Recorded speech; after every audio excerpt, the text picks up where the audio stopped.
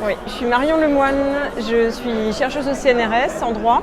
Et je travaille en droit international du climat et je suis les négociations depuis la COP de Copenhague en 2009.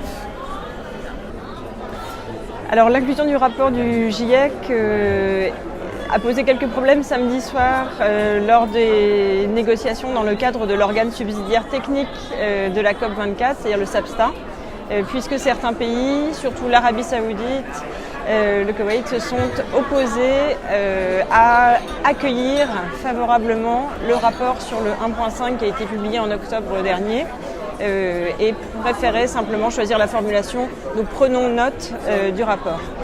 Or, d'autres pays comme l'Union européenne voulaient une formulation plus ambitieuse. Donc il y a eu de nombreuses heures de négociations sur cette question qui finalement n'ont pas abouti, c'est-à-dire qu'on doit...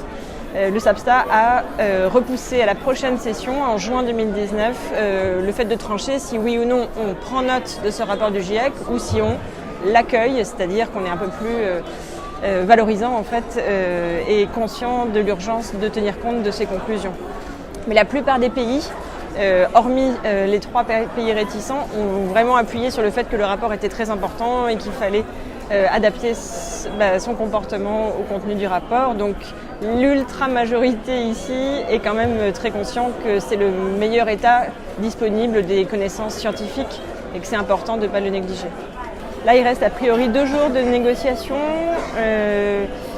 La méthode qui a été choisie par la présidence polonaise pose quelques questions sur l'inclusion, notamment des petits pays, des délégations, mais aussi l'inclusion des ONG. En fait, c'est très difficile d'avoir accès aux négociations techniques, pour les journalistes aussi. Donc je pense qu'il y a beaucoup de travail à faire encore sur la confiance et surtout ne pas proposer un paquet de décisions comme le président de la COP l'a annoncé qui reflète pas suffisamment en fait les divergences de vues qui ont été manifestées par les parties jusqu'à présent, par les États parties, pour ne pas, au moment de proposer un texte final assez abouti, assez court, rencontrer l'opposition parce qu'ils n'auront pas été associés à la rédaction de ce texte.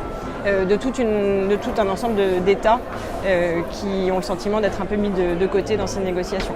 Ça rompt un peu le climat de confiance qui existait depuis l'accord de Paris et depuis 2015.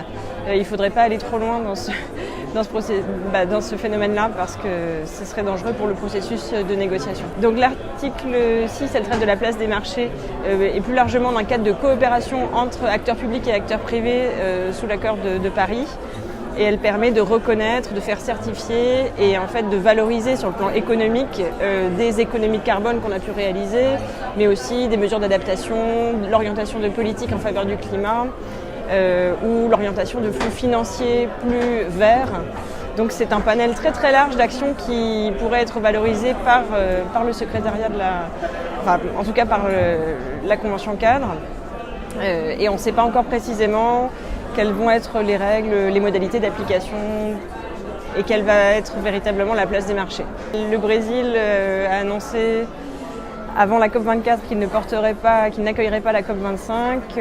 Il y a plusieurs pays toujours en lice et il n'y a pas d'annonce officielle. Néanmoins, le Chili, le Guatemala, le Costa Rica sont bien positionnés. Et donc si la COP est au Chili l'année prochaine, avec une intercession technique en juin à Bonn, c'est certainement ce qui va se profiler. Et il y a un grand sommet que la coalition de la haute ambition a bien mentionné dans cette déclaration, le sommet de septembre prochain à New York, qui va être un nouveau point de rencontre, un nouveau lieu de rencontre, et pour continuer à parler du climat et continuer à en faire une priorité.